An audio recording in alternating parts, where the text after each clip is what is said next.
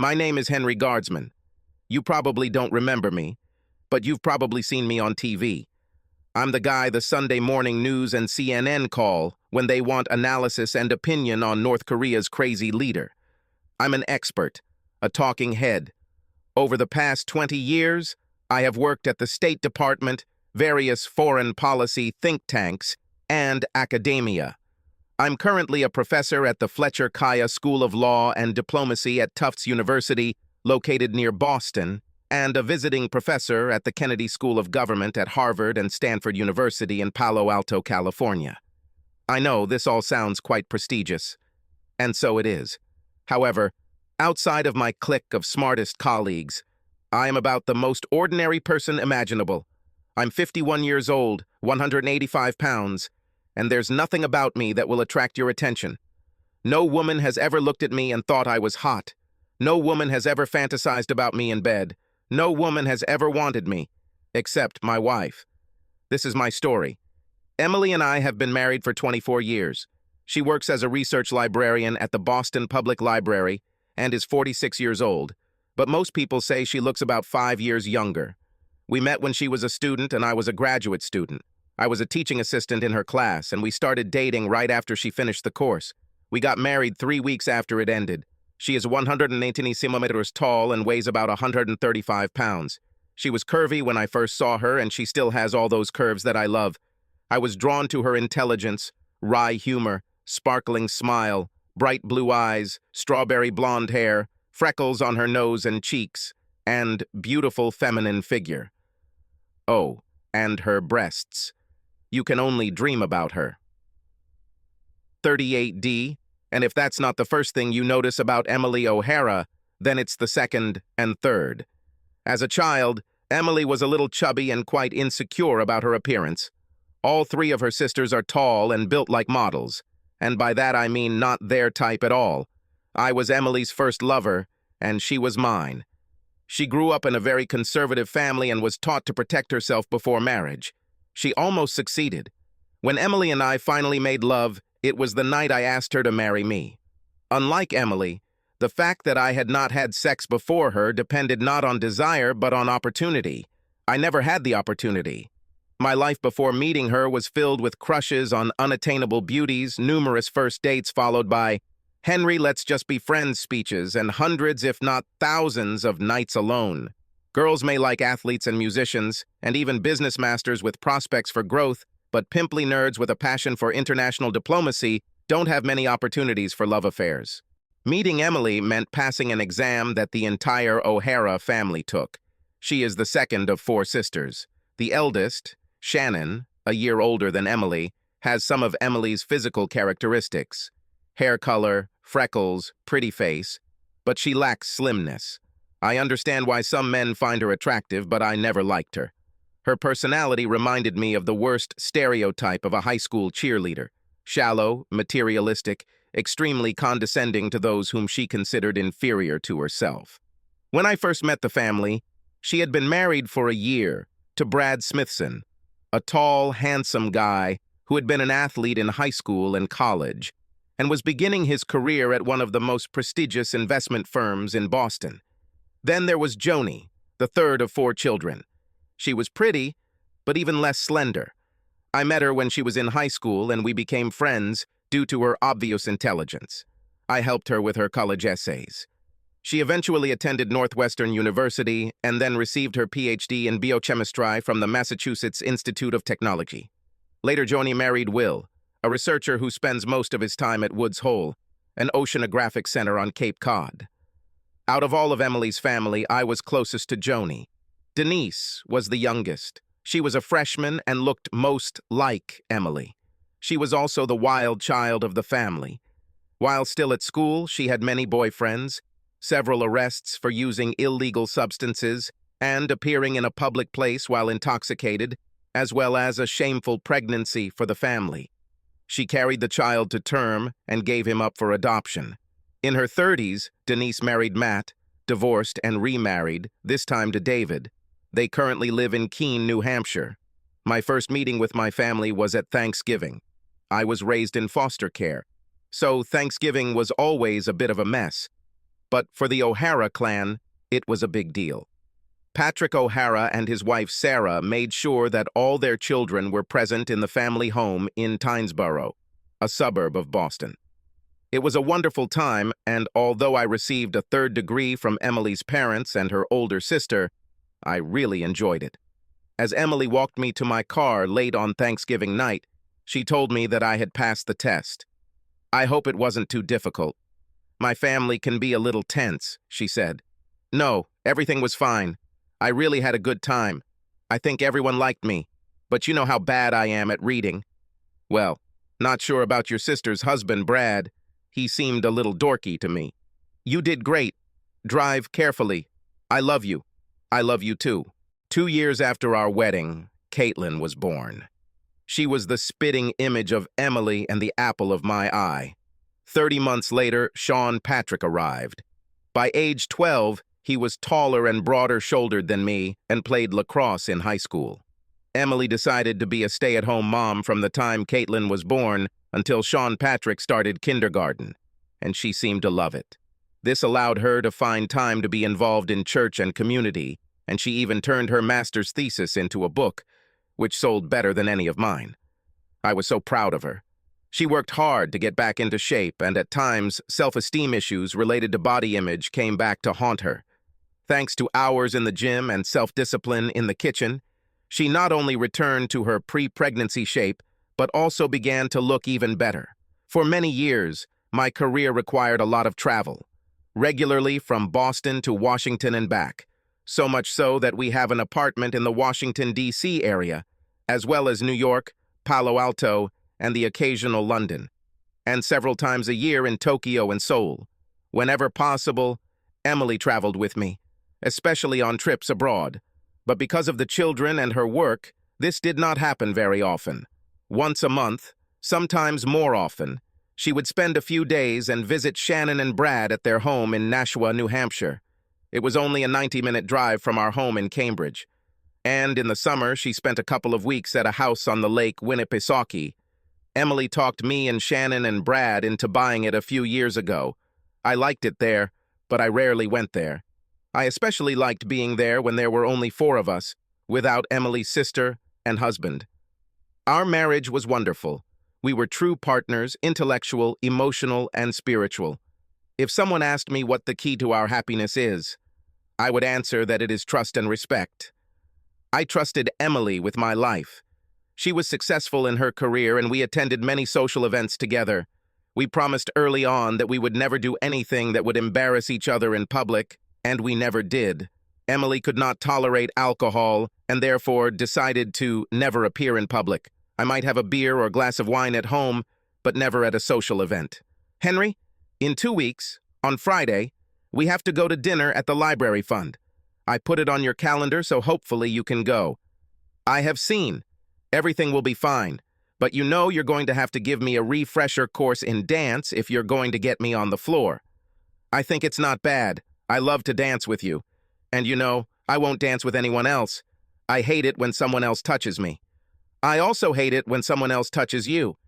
And I won't ask anyone else to dance because, well, you know, yes. One day Carolyn asked me in the president's office why you never dance with anyone but me, and I had to come up with an excuse. I couldn't tell her that you tense up on demand and are embarrassed to tell someone about it. Personally, I'm glad that my middle-aged husband doesn't have problems with arousal. Wait, my prim and proper wife is talking about my excitement. And in the middle of the day, too. What will your parents think? For most of our marriage, our sex life was normal. Not great, just okay.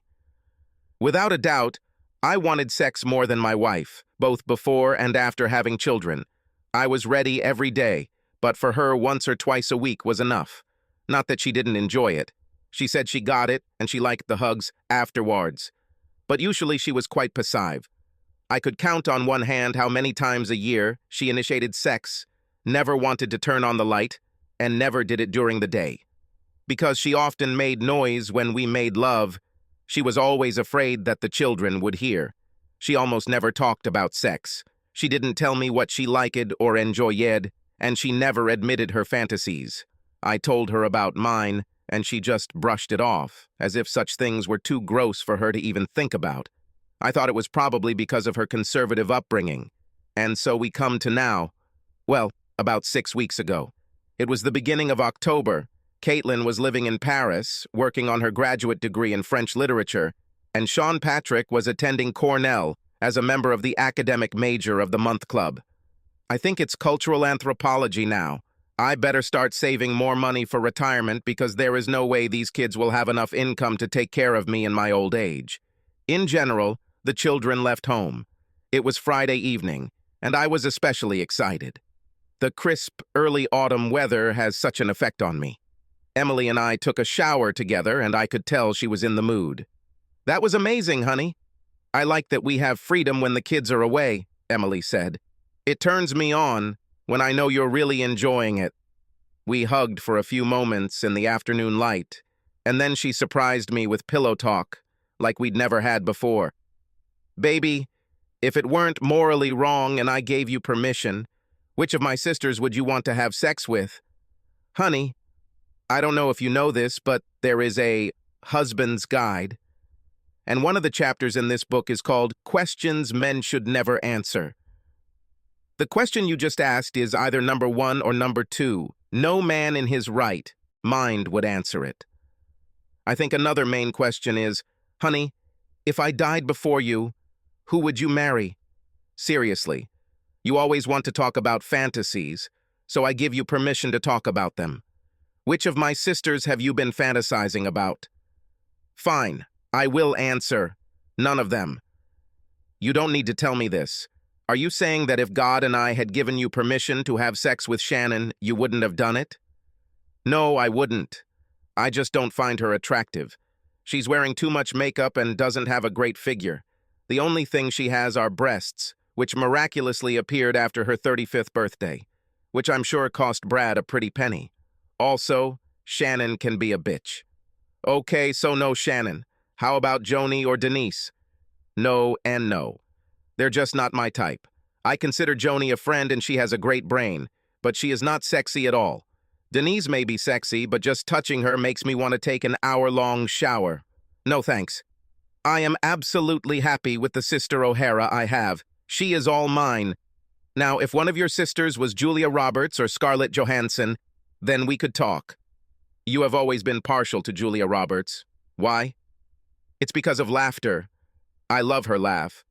Let's see if I can make you laugh as much as she does. Then, for the first time in a long time, we had a second round of play. No more than a few days passed when I overheard a telephone conversation. I was taking the dog out for her night walk, but it started pouring rain, and we ended it early. I walked in through the back door and heard my wife talking on her cell phone in the living room. Yes, Joni, I tried. He's just not interested. No, of course not. I just asked him if he had ever fantasized about sex with any of my sisters. No, that's not exactly what I said. We're talking about St. Henry. He never does anything inappropriate. Look, I have no idea why you want this to happen. He's just not that good, and he's certainly not that great.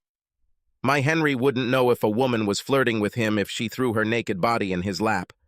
And he has no idea how to flirt. I don't know how he got me. Yes, 4 would have been better than 3, but it worked so well for so long. What nonsense. Think, Henry, think. What was it? I can decipher the crazy rants of an evil Korean madman, but I have no idea what my own wife is talking about. A few days later, I was walking through Davis Square in Somerville and heard, Henry Guardsman. I turned around and saw Matt Barnes, my sister-in-law Denise's first husband. Bad news, Barnes. How are you? Damn, Henry, I miss you calling me that. Do you have time for a beer? We went into the pub and chatted. Matt, I'm so sorry things didn't work out for you and Denise. It's okay. This really shouldn't have happened. The marriage had long since broken down when you found out about it. I'm sure all you heard was that I cheated on Denise, but she cheated on me from the very beginning. I'm sorry to hear it. I did not know. Anyway, how is the plumbing business going? I hear your advertisements on the radio and see them on TV all the time. Everything is fine. And I got married again. She is great. School teacher in Malden, 2 boys from my first marriage, and we have a girl on the way. Congratulations. We sat and drank our own Samuel Adams, and then Matt looked at me awkwardly. Henry, I have to ask you something. I like you, and I've always thought you were a pretty good guy, and I never felt like you looked down on me like that asshole Brad. Anyway, how do you feel about what Emily does to her sisters? Well, Matt, I know they're close and everything, so they talk all the time, and I just always thought that's how families work. I've never had a family like this, so I didn't know. But, I mean, about sex, how can you think about it? I definitely couldn't. Matt, what are you talking about? Oh, shit. Henry, are you serious? You do not know? Denise told me you knew and you didn't mind. She just asked me not to talk to you because you were afraid that I would think you were a weakling or something. Really? You don't know? And then, within the next half hour, Matt Bad News Barnes ruined my life. There was no doubt that my marriage was over. However, I needed more information to decide what to do. The divorce was certain, but I needed to find out if Emily loved me. One phone call to colleagues at a certain 3-letter government agency gave me the information I needed about the equipment and how to obtain it. I installed listening devices on Emily's cell phone, her purse, and her car. On a Thursday night the week before Thanksgiving, I was sitting in the family room watching an NFL game. After Emily went to bed, I went into the room, opened the app that allowed me to listen to her calls, and heard both sides of the phone conversation between Emily and her sister Shannon. So, Em, you're coming to the lake this weekend to get everything ready? Yes, I'll be there. My wife's voice didn't sound happy or excited, but rather resigned. Did you do everything Brad said? Yes, probably. Listen, Em, this is very important. You must fulfill all his conditions. Okay, dear sister, I always do whatever Brad wants. I only gave Henry sex a few times a month. Why does Brad have to be like this? Because he's an asshole, that's why. And things aren't as bad for you as they are for me. I stayed married to him all these years, with all his cheating and other crazy ideas, mostly because of his great sex, but also to save your marriage. If we don't do what Brad says, he'll tell Henry everything. Do not forget about it. I know, Shannon, I know. What the hell is this? How did we even let this get this far? Emily, you know how. Your curiosity, big breasts, and Brad's insatiable sexual appetite. That's how it is. It is what it is. So here's the schedule. This Friday evening, Joni and Will, Denise and David, and you will come to the lake to play. On Sunday night, everyone else will go home. You'll stay and play with Brad. And when Henry and Mom and Dad and everyone else gets here the day before Thanksgiving, we'll be a typical American family. Okay, good. Come on, Em. You know you like it. It hurts, but yes, I love you. When I'm there, it's really nice. I like that. I feel. But then, when I get home, I realize what I've done. I feel so ashamed. Shame on you. Henry doesn't deserve this. But you should have thought about this years ago. Damn you, Shannon. And I'll be damned. This confirms everything Bad News Barnes told me. My dear wife Emily has been having an affair with Brad, her sister's husband, for many years. And her sister Shannon not only knows about it, but condones it. Joni and her husband Will, as well as Denise and her new husband David, are also involved in this unhealthy game. At least they knew Emily was deceiving me, but I still don't understand some things. It looks like Brad is holding something over Emily. Is it just because of the affair, or is there something else? In my profession, people lie, but not many people know how to do it. I didn't think Emily could do it, but she's definitely better than I thought. She's been lying about our marriage for years. If I tell her directly what I know, I'm unlikely to get any answers. Besides, I have no desire to enter into a face-to-face confrontation until I know everything. On Friday morning, a week before Thanksgiving, I woke up early and made breakfast for Emily and me. Hi, dear. When are you going to the lake? Today I'll go to Boston by car instead of the subway, and I'll leave just after noon to visit Shannon, and then we'll go to the lake together. If the traffic isn't terrible, we'll get there around 7 or so. Well, please drive carefully. I have a meeting in Washington on Monday and Tuesday, so since you won't be here, I'll fly in tomorrow morning. I booked a direct flight from Reagan to Manchester on Wednesday evening. Should I rent a car, or will you pick me up? I'll pick you up. By then, I won't be able to wait to see you. It's really going to be sad. Patrick will be in Ithaca for Thanksgiving, and Caitlin will be in Paris. It's like it's not Thanksgiving at all. I started crying. Emily came over and put her arm around my shoulders. I know, honey. You've loved Thanksgiving since the first time I met you. Family is everything, and he will never be the same. Emily went to work, and I started calling, first a lawyer, then a financial advisor. Then I called a friend who has a friend who knows someone. I wanted to ruin the Thanksgiving celebration at O'Hare, and I would have paid a little more for it. Before noon, sophisticated video equipment was placed throughout the lake house. The next thing was to overcome my biggest fear. Emily was very organized, so I know she kept all the family medical records. I found what I was looking for in her office next to our bedroom. Then I called a friend in Mass, General Hospital, to make sure I know what I'm looking at. It broke my heart, but it was another piece of the puzzle. I had no meetings in Washington, but I drove there in a car that contained surprisingly few items from our home and nearly a quarter-century of marriage. I needed a car there because I was going to fly back to D.C. on Thanksgiving evening. I called a friend in Oxford and another at Stanford. I needed to make sure I had something to do after the Thanksgiving apocalypse. I thought about it, and the symbolism fit. When everything goes wrong, I'll become a zombie. While in Washington, I downloaded footage of the O'Hara sisters' weekend of games at the lake house. I saw sex between every possible combination of men and women. It turned out that my wife had sex with all my brothers-in-law. Not surprisingly, she behaved more adventurously with them than with me, including taking on an assertive role with each of them.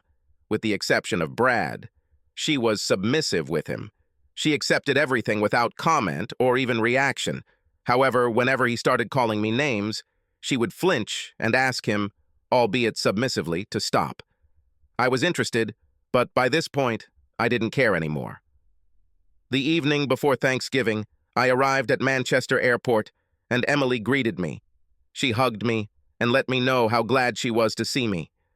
I only had hand luggage, so we went straight to the car. As usual, she let me drive. She took my hand, and I heard her cry. "What's the matter, honey?" "I'm just sad that the kids won't be here, that's all." When we arrived at the lake house, it was late, and the only one who had not yet retired to his room for the night was Emily's father, Patrick. He was 77 years old and still physically strong. He couldn't sleep in bed, so I'm sure he spent the night in the TV room, watching old movies and dozing off. I greeted him, and he shook my hand firmly. Then it dawned on me that this was the last day I would be welcome in his presence, and I was going to make his life even sadder, which made me sad. As we settled into our bedroom, it occurred to me that none of the sexual escapades I had seen on video had been filmed on this bed. I looked up and saw that the camera was on top of the bookshelf, but nothing happened here. Emily kissed me goodnight and rolled over onto her back. This is what she usually did when we were around other family members. Throughout our marriage, she never allowed herself to have sex when we were in the same house as her family. For the first time, I was happy about this and laughed silently at the irony. I got up early and went for a morning walk in the cold and cool of a November morning in New Hampshire. I knew this would be my last walk on the lake. Emily and I Skyped with each of our children and wished them a happy Thanksgiving. She then went to the kitchen to help with the preparations. While I'm equally involved in the cooking in our house, this time the O'Hara women, led by matriarch Sarah, were in charge, with Emily, Shannon, Joni, and Denise helping them out. Thanksgiving passed as usual. The meal was to take place after the first football match. Patrick, Will, David, and that asshole Brad were sitting on the couches in the family room watching the game. I sat in the back, away from the others. Twice, Patrick and David asked me why I was so far away from the TV, inviting me to join them. I simply replied that I was fine. Brad breathed on me, loud enough for everyone to hear, and said, "That's just the way he is." After dinner, I asked Joni's oldest daughter, Heather, to take all of her cousins downstairs to the playroom. I asked her to keep them there until one of the adults told them they could go upstairs. I then invited everyone to join me around the TV in the family room. After inviting Sarah and Patrick to take the places of honor, I began my speech. As you know, I was raised in foster families. You are the only family I've ever had. From my very first Thanksgiving with you, I felt loved and accepted. So I want to share this video presentation with you all. However, in reality, it is intended for our dear parents, Sarah and Patrick. The rest of you have already seen this or something similar in the past. But they didn't see. You'll notice there are boxes of tissues on the table, as I expect there will be tears. I know I cried putting this together. With these words, I pressed the button on the TV remote control and took out my phone. I pressed a few buttons and the phone took over control of the TV. Then I walked to the back of the room so as not to interfere. The show began with a video of Brad having sex with Emily, and then everything went from there, with pictures and videos of all kinds of sexual activities in which everyone present in the room participated, with the exception of Sarah and Patrick's parents, and of course, me. As you can imagine, the screaming started almost immediately. Brad shouted, "What the hell? I'll kill you!" At that moment, he jumped up, I hit him, and calmly said, "Sit down, Brad." Brad didn't sit up. He fell, staggering. After a few more minutes of crying and screaming, especially when Joni and Denise saw scenes of Brad shouting insults at Emily, my future ex-father-in-law looked me in the eye and humbly said, "That's enough, son." I looked at his wife, who was sobbing with her head buried in his shoulder, and, out of respect, I stopped the video. Then I returned to the TV. I want to apologize to you, Patrick and Sarah. I'm sure this was as hard for you to see as it was for me when I first discovered this disgusting activity on the part of your children and their spouses. With the exception of me, of course. It looks like Brad and Emily have been having sex for at least as long as she's been married to me, and possibly longer. And this happened with the consent and even with the assistance of Shannon. I don't know when Joni, Will, Denise, and David joined this sex festival, but I do know that it was the real reason for the end of Denise's marriage to her first husband, Matt. I continued. The worst part is, as if all this debauchery and infidelity weren't enough, I also discovered that I am not the biological father of our two children, Caitlin and Sean Patrick, which, by the way, they both now know. I informed them via email just before we all sat down for our wonderful family celebration. At this point, Emily went from crying to sobbing. Of course, dear wife, I don't know who their biological father really is. It could be Brad, or it could be anyone else you had sex with while you were making a fool of me. So who is it? Or do you not know? By this point, I realized that I was starting to speak louder. I didn't want to seem inappropriate, so I took a deep breath and waited for Emily's response. Shannon spoke. "Henry, I'm very sorry, but Brad is the father." "Oh my God, I was hoping it was Brad. This explains why Sean Patrick is so much taller and handsomer than me. Well then, let's get back to good old Brad, my loving brother-in-law. Shannon, ask your husband to sit down and wipe his mouth. I'm drooling from embarrassment. I want him to hear this. Brad, come on, pull yourself together. Brad, I was thinking about suing you for years of child support since I raised your kids. But my lawyer thought that this was not a good idea, since you would be in prison. What the heck? Well, Brad, as you may know, I have friends in Washington, including a small group of nerds like me in the SEC. Brad, you know the SEC, right? I'm not talking about football, Brad. I'm talking about the Securities and Exchange Commission. Apparently, the SEC gang got a little bored recently and decided, based on a tip, to investigate Brad's work. Looks like our guy is a little sloppy. Okay, maybe even very casually. Looks like you'll need a lawyer, old Brad. At that moment, Brad decided to jump up and follow me again. You damn it. Well, since Brad is not himself, Let's talk to Will and David. Guys, I thought we were friends, but friends don't have each other's wives behind them. So I guess we were never friends. And gentlemen, I will do something in the name of retribution, but I have not decided yet. You see, I want it to be appropriate, and I haven't had time to think about what it might be yet. Unlike you and your lovely wives, this is all a little unexpected for me. But believe me, I will definitely answer you. They both lowered their eyes. Joni, after what Emily did to me, your betrayal hurts the most. You are the closest person I have ever been to a sister.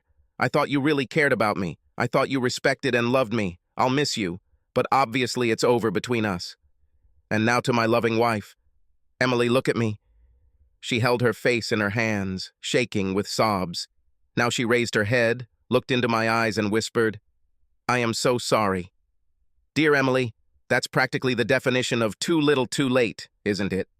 Now that our fake marriage is over, tell me, did you ever love me? You've given me minimal sexual contact for a quarter of a century, and it turns out it wasn't because you were cold or conservative or shy. It turns out that you deliberately refused me on the orders of your best lover, Brad. And I understand that. I really do. He gave you everything I couldn't give. A tall, handsome man who mixed with everyone inappropriate things I refused to give you. Glad to know you really wanted this. And isn't it great that your dear sister Shannon agreed to share with you? Well done. I walked over to the TV and took out the large manila envelope I had placed there earlier. So, dear wife, here is the next chapter. This envelope contains divorce papers. Sign them and send them to the lawyer. You see, you are filing for divorce, not me. You file for divorce under the article Irreconcilable Differences. You're going to tell people that you just don't love me anymore and that I can't satisfy you sexually. Yes, this is the same ticket. I think the conditions will seem quite fair to you, more than suitable. You get a house in Cambridge. It's paid for and is worth a lot in today's market if you decide to sell it. Of course, you will also get our share of this place. I certainly don't want anything to do with this little love shack anymore. I'll take an apartment in Washington. Also, in the envelope, you will find further instructions such as how to contact me if necessary. And if you argue with me about anything, the little presentation film you saw today will be a box office hit, watched by Caitlin, Sean Patrick, church people, Boston Public Library executives, and everyone else I can think of. At that moment, the doorbell rang. Perfect time. I'm just on my way to the airport. I'm sorry I ruined your Thanksgiving. You ruined my life. I lied. I told Emily and the others that I sent it to my kids, Caitlin and so to Patrick. A letter detailing their mother's betrayal and infidelity. Of course I didn't do that, but I wanted Emily to think that I was crazy, that I would do something so cruel and, what shall I say, inappropriate. I wanted her to lose the confidence that she knew me and could predict what I would do next, and continue to treat me like crap. On the way from the lake house to the airport, I called the kids. I needed to talk to them before Emily did. Since it was already late at night in Paris, I called Caitlin first. Hello, Father. How are you? Something happened? Yes, dear. I have to tell you something very sad. I know this will hit you hard. Dad, someone died? No, but in a sense, yes. Over the past few weeks, I've learned that your mother was having an affair with your Uncle Brad, and this has been going on for several years now. Oh my God, Dad, this is terrible. My God, how could she do this to us? I don't know, dear, but it's even worse. Today I found out that I am not your biological father, but he is. For both you and your brother, your mother has led to us all these years. This idiot is my father. No, Dad, I won't let this happen. He won't be my father. You are my father. Dad, how could she do this to us? This will not change anything in our relationship. I'm still your dad and always will be. Yes, Dad. Yes. Daddy, are you going to get a divorce? Yes, dear. It's all over with your mom and me. I hate her. I know. From the Lake Winnipesauk's Manchester Airport is 90 minutes away, so I had time to call and so Patrick in Ithaca. The call was just as painful. My son said a few more profanities, but I let him vent. After we finished talking, we started making plans. Dad, I will finish my exams on the 10th. Where should I go for Christmas? I will be in Washington, and you can come there for the holidays or for the whole time. I know that your mother will be waiting for you at home, but it is entirely up to you. Dad, I'm not going home to be with her. I never want to see her again. Buddy, I understand. But I hope that over time this will change. She loves you and will still want to be your mother. Dad, I really don't care what she wants. How can I go from love to hate in one phone call? Buddy, I completely understand you.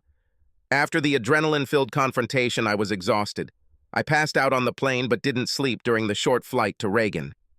By the time I picked up my car from the long-term parking lot and got to the condominium, it was already past 11 p.m. I undressed, showered, ate a sandwich, and lay down on the couch to watch highlights of the football games I had missed. I fell asleep in the chair and woke up around 5:30 a.m., my usual time. Over the next few days, I felt more or less numb. I kind of expected to go through the Kubler-Ross stages of grief, denial, anger, bargaining, depression, and acceptance. But there seemed to be no rhyme or reason to my emotions. 1 minute I was angry, then sad, then furious, then just cold. Basically cold. Numbness. Early on, after a conversation with my ex-brother-in-law Matt Bad News Barnes, I decided that I wouldn't hate myself. I wouldn't question whether I was a good enough husband. I know I was. I was a great husband, just not the one Emily wanted. She needed someone who would treat her like a woman of easy virtue because she is a woman of easy virtue. And I refused to have someone like that in my wife, so I would never treat my wife like that. I have always been guided by my brains, and my emotions followed them. It will be so now. I wasn't going to whine and cry like a victim. It was Emily and her sisters who were sick, not me. I'll be okay. The Saturday after Thanksgiving, the package arrived via FedEx. It was carefully packed with extra padding, and strange scenarios about bombs or perhaps anthrax flashed through my head. Crazy, I know. Then I checked the address and the writing. The first thing I saw inside was a note. Henry, after you left, I realized that you don't have a pie. I always bake an extra apple pie just for you. It always meant so much to me that you loved my pie. With love, Mom Sarah. Starting the Sunday after Thanksgiving and every day thereafter, Sarah called me on my cell phone. I didn't pick up the phone, but listened to her messages. Some days they were long, diatribes about how she needed to explain everything and how much she loved me. On other days, a few words with a pleading plea. Henry, please. I never answered calls. Caitlin and I spoke every day on Skype, and we corresponded with Sean Patrick. They both told me that their mother also called them every day. They didn't answer. When they told me this, I didn't answer.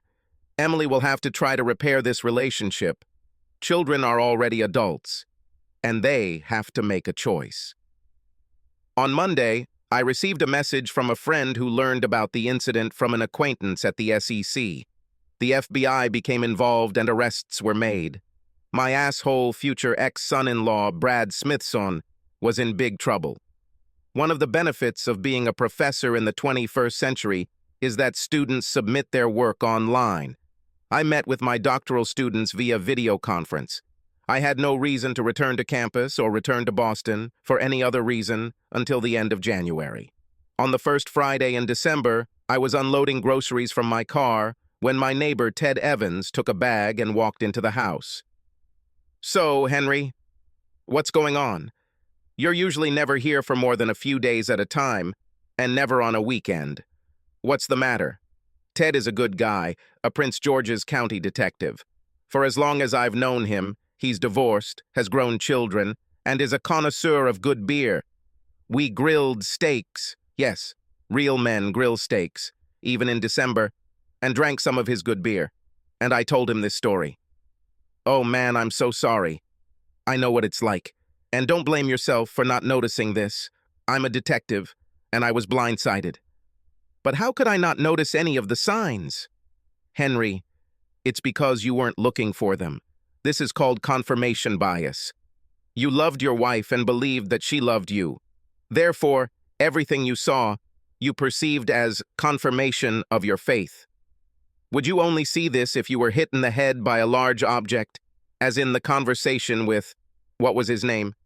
Bad News Barnes? Only after this conversation did you see the rest of the evidence. But, Henry, I have to ask you something. If I were you, I would burn my house to the ground along with my wife. You treated her calmly, or so it seemed to me. Why? I know it is, but not everything has happened yet. But that is not all. When I first realized that she had not just cheated on me, but completely betrayed me, I immediately decided two things. First, I'm not going to stoop to her level. I'm a really good guy. That's right, buddy. Thank you. This is true. And I refuse to stop being a good person. I refuse to let her turn me into something I'm not. Remember, someone said, when they go down, we go up. Now, I know that there are many kneeling Neanderthals who believe that the only way out is to, as they say, burn the bitch. But I refuse to do this because she is the mother of my children, and I knew that the day would come when I would have to face them, and I would feel bad about the way I treated their mother. Just a minute. My knuckles are a good 6 inches off the ground, but I guess I'm a Neanderthal. I tried to destroy my ex. The only thing that stopped me was that I knew that I would lose my job if I did what I wanted to do to her and her lover. And now that you say it, I was worried that I would be perceived as a typical cop, with anger management issues. I refuse to be that guy. But if you think I'm some kind of saint or something, there's something else. Ted, do you go to church? Well, I used to go when I was a child. Not as much lately, although I'm thinking about going back. Ted, I'm a good Catholic. And I remember in the book of Romans, St. Paul says that if you treat your enemy with kindness, burning coals will fall on his head. Henry, Paul quotes from the book of Proverbs when he talks about this. I thought you didn't go to church. But as a child, I went to a Black Baptist church. And in the Black church, every Sunday, the preacher read sermons from the entire Bible, the Old and New Testaments. And I remembered this passage because I thought it was cool to kill your enemies with kindness. Exactly. If I attacked Emily with scorched earth, it would destroy her, and she would hate me. But if the fire came down from above, she would face something worse than hatred, shame. She will spend the rest of her life feeling guilty and ashamed of how she treated a good man. She will sit in our house and feel shame. Every time she talks to our children is a shame. Every photo, every memory is a shame. She will never have an excuse for what she did. You're right. This is even worse. And the best thing is that your hatred for her doesn't consume you because you can let it go. Right. Or at least I hope so. I finally had to return to Boston in mid-January. A new semester at Tufts and Harvard meant I would have to be there at least 3 days a week. The lawyer had not received any documents from Emily, which meant that I would have to contact her soon, using some gentle persuasion. It was 11:45 a.m. on a Wednesday morning, and I was at Harvard. I was just finishing a lecture on the role of appeasement in 20th century diplomacy when I saw 2 men standing at the door to the lecture hall. When I came out, I saw that it was Will and David, my 2 brothers-in-law who were both having sex with my wife. Will spoke first. Henry, can we talk to you? I don't think we have anything to talk about. We really want you to listen to our version of this situation. Well, let's go to class, David said. Could we go into your office to be alone? No. Everything will be fine here. And it will be short, I'm sure. Let me just send this message and then we can talk.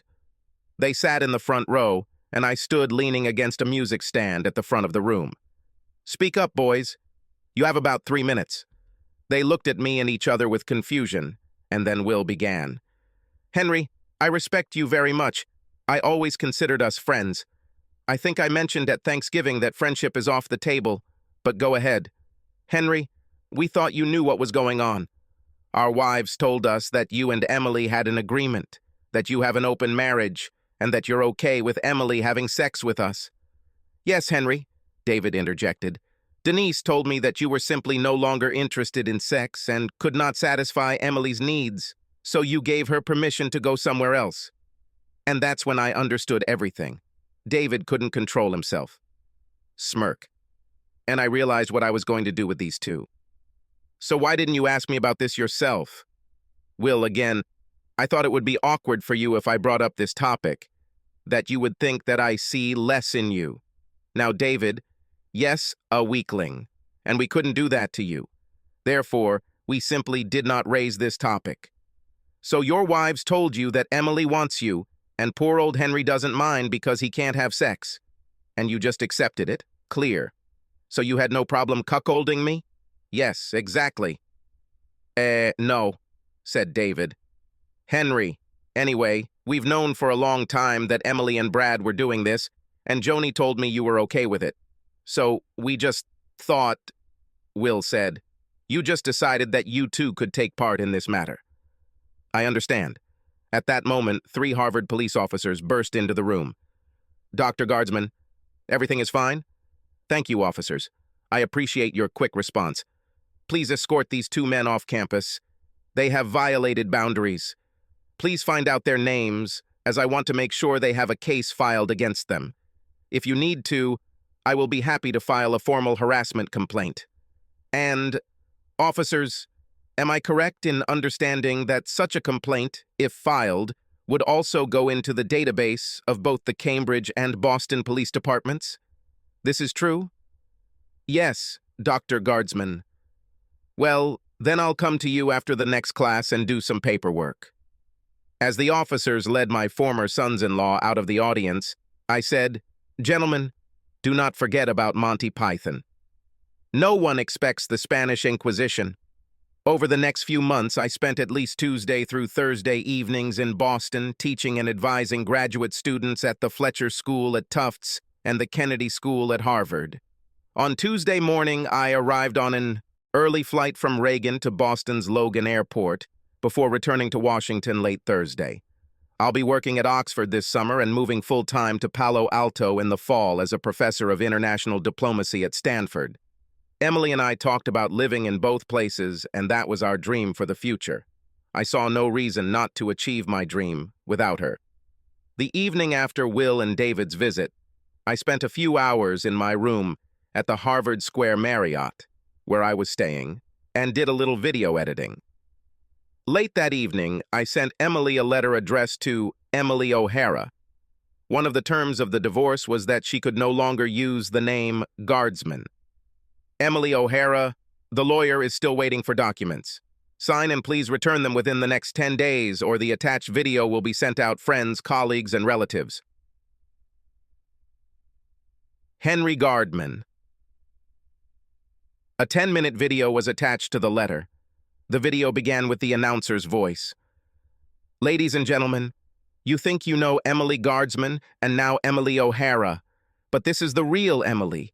Keep in mind that the video you are about to see depicts events that occurred while she was married to Henry Guardsman. None of these actions were done with his permission or knowledge. The men in this video are the husbands of Emily's sisters. Viewers are advised to exercise caution. The next sound is Emily's cry. I am a woman of easy virtue. The following Tuesday evening, the next one appeared in the cavalcade of stars. Joni, Will's wife, and my closest sister-in-law came to my office. She had been to my office before and knew the way past the security desk. Henry, can I come in? Certainly. Come in and sit down. I'm just about to have some tea. I have a throat cape because I lose my voice due to annual winter vocal cord problems. What would you like? Green, please. Joni sat down on the sofa at the end of the room. I couldn't sit at my desk when she was sitting there, as the conversation would be too awkward due to the distance, so I sat in my chair opposite the couch. Joni and I have found ourselves in the same positions many times. She knew it was my thinking chair. Henry, I'm so sorry. Joni, I'm sure you regret the end result, but I'm not sure you regret what happened to bring us here. But I'm sorry, I really am. I hope you'll let me tell you what I know. Joni, I really don't need to know more than what I know. Emily had sex with Brad behind my back the entire time we were married, and everyone seemed to know about it except me. Moreover, no one thought it was bad. and no one thought it was bad that Emily got pregnant twice with Brad, and you all allowed me to believe that the children were mine. And you were with Brad, as was your little sister Denise, all with Shannon's permission, and Will and David were with Emily. One big, happy, incestuous, and filthy family.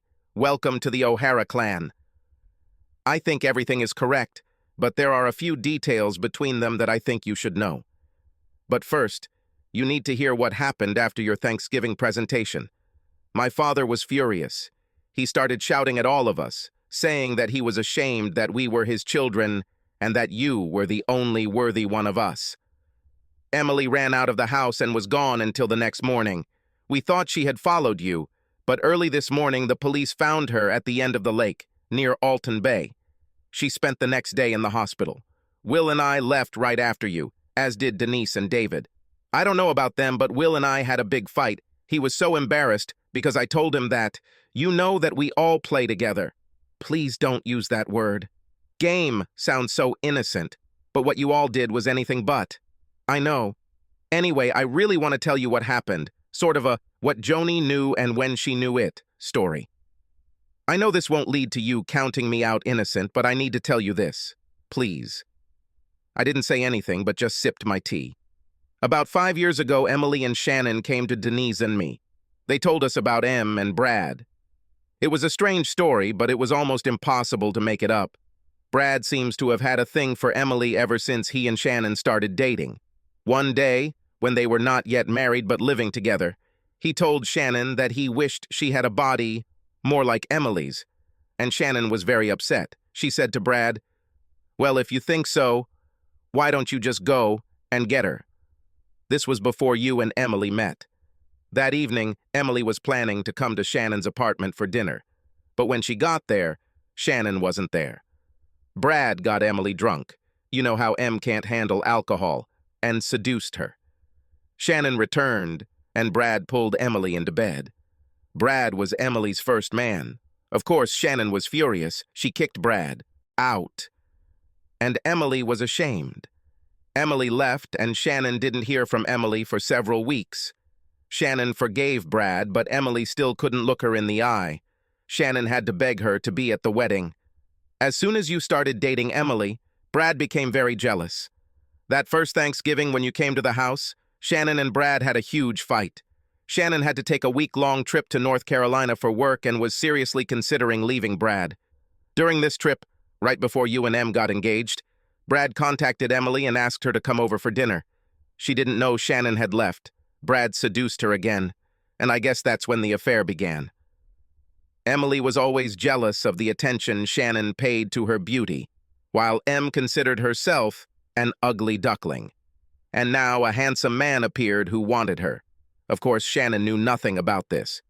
And what about me? Judging by the chronology, it was at this time that we should have fallen in love. Henry. I know. It does not make sense. It was as if Emily lived two lives. She regularly had sex with Brad, and at the same time confessed her unconditional love for you. And honestly, I don't think she consciously understood all the madness. There is no doubt that she loved you. But at the same time, she behaved in a way that was contrary not only to this, but also to her moral values, including betraying her sister. So you two get married and she stops dating Brad for a few months. But then Brad begs her, and they start dating again. And he starts being very rude to her, including making her do things she hasn't done to you. Brad knew you were both trying to get pregnant, and he deliberately made sure he got her pregnant. Emily gets pregnant and goes crazy. She is sure that you will leave her unless she convinces you that the child is yours. And yet Shannon doesn't know anything? Exactly. She has no idea that her husband and sister are having an affair. But then Brad takes it to the next level. He forces Emily to tell Shannon that she is pregnant and he is her father. Shannon can't have children, and Brad wants to show her that he's man enough to be a father. Brad and Emily tell Shannon, and Brad threatens to leave Shannon and tell you the whole story if Shannon doesn't allow him to continue dating Emily. This is madness. I know, Emily wants to end things with Brad, but he doesn't want to do it. So Emily continues to see Brad once a month because Brad is blackmailing her. And Shannon allows this to continue to save her marriage and yours. Wait a minute. If Shannon knows Brad is such an asshole and treated her for so long, why doesn't she just leave him? And if Emily betrayed her, why should she care about Emily marrying me? Because Brad has something on Shannon that she doesn't want our mom and dad to know. The reason Shannon can't have children is because she got pregnant very early and ended the pregnancy with complications. You saw how my parents reacted years ago when Denise got pregnant, carried the baby to term, and gave it up for adoption. Shannon was sure that if they found out what she had done, terminate the pregnancy, they would disown her. And she told Brad about all this, and he used it against her. There's no bigger asshole than Brad Smithson. Exactly. So Emily and Brad continue to have sex behind your back, and Brad becomes increasingly violent. Emily wants to leave, but she can't risk it, and Shannon can't push her. And then Emily gets pregnant again. And the blows continue. That takes us to about 5 years ago.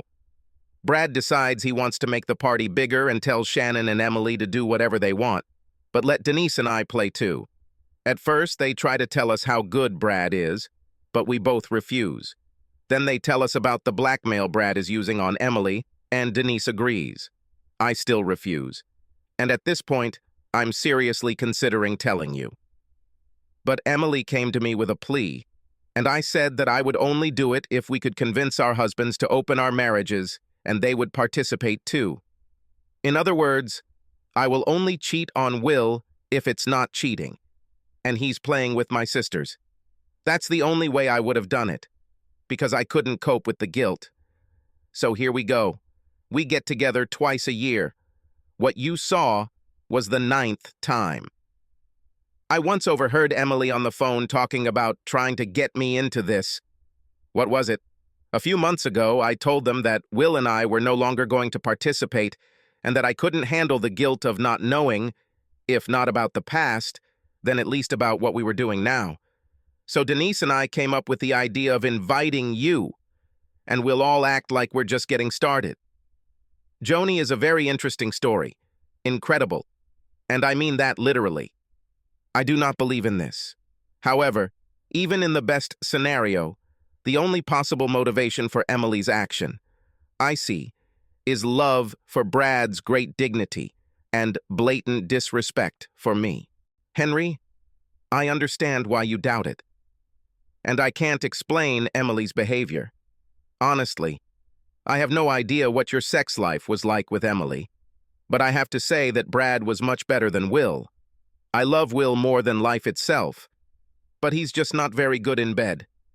I wouldn't sacrifice my marriage for better sex, but I can understand the attraction to Brad. However, from what I saw on the Thanksgiving Day video, Brad was never as cruel to me as he was to Emily. Joni, I don't think your story of depravity changed anything, but I hope it helped you to tell it, because it certainly didn't help me. I think I need to go to sleep. Henry, I know we probably won't be friends anymore, but please know how sorry I am. For all. One more thing. After everything went wrong on Thanksgiving, Brad told my parents about Shannon. I don't see them staying together. I have to admit, when Joni left my office, I was surprised and amazed that she didn't ask me if I had done anything to hurt her husband. Perhaps it was because she didn't think I was capable of such a thing. The daily calls from Emily continued. Henry, I know you talked to Joni. Please, talk to me. There are other things you need to know. Please, I love you. I am so sorry. 2 days later, my lawyer called me. Emily signed the papers. Brad Smithson had his 15 minutes of fame, as I saw in the Boston Globe and on New Center Channel 5. He didn't go to jail, but he will no longer work in finance, and the fine he paid has dramatically changed his lifestyle. It's a pity for Shannon, because when she filed for divorce, there was little left of him. I waited a few months before letting the other shoe drop. I was already pretty good at video editing. I sent Will and David an edited video of their wives having sex with Brad. But it wasn't about the photographs. These were audio recordings. In them, you could hear Joni and Denise not only agreeing with Brad's words that he was much better than their husbands, but both ladies going much further. They call their husbands wimps, Tiny assholes, selfish in bed, not real men, and, my favorite, pathetic. So much for David's grin. I didn't send the video to anyone else, but the audio ended up going to their work colleagues and friends. It was now July, the divorce had been finalized several months ago, and I had settled in Oxford. I still didn't see or talk to Emily. The calls stopped a few days after the divorce became official. Caitlin called from Boston. Her grandfather Patrick died. She will attend the funeral, as will Sean Patrick. I stayed in England. I sent flowers. He was a good and honorable man, and I thought it was appropriate. All this happened 4 years ago. Today is the funeral of Sarah, Emily's mother. Caitlin and Sean Patrick were there. I live in Palo Alto and did not attend. No, I haven't gotten married again, and I don't date anyone regularly. I don't have the strength for this. No, Mom. Dad won't come. Sean Patrick answered his mother's question. Why can't he just move on and forget about it? Why can't he just forgive me? Why should he keep all his pain? Caitlin replied, Mom, it is. Dad completely accepted this. He doesn't hate you. He doesn't feel anything for you. Then why isn't he here? He probably can't bear to see me. I got married again and he probably can't stand it. Trust us, Mom. He's not here because he just doesn't care. He doesn't even know you're married. What do you mean? Didn't you tell him? No, Mom. We didn't tell him because he doesn't ask about you. Never. He just doesn't care. And when are you two going to find someone, get married, and give me grandchildren? Well, dear mother, this won't happen anytime soon. It seems like we have never seen an example of a good marriage. Yes, Mom. I wouldn't go anywhere near marriage. Never. Not after what you showed us. The children told me about this conversation, and that's how I found out that Emily had remarried. I don't know any details. And it's not necessary. I don't care. Except it looks like the burning coals are still falling down. This all seems appropriate. Subscribe to our channel so that your second chaff doesn't cheat on you, and go ahead and listen to the next story, because this story is nothing compared to the next one. If you're under 18, don't even think about listening to the next one.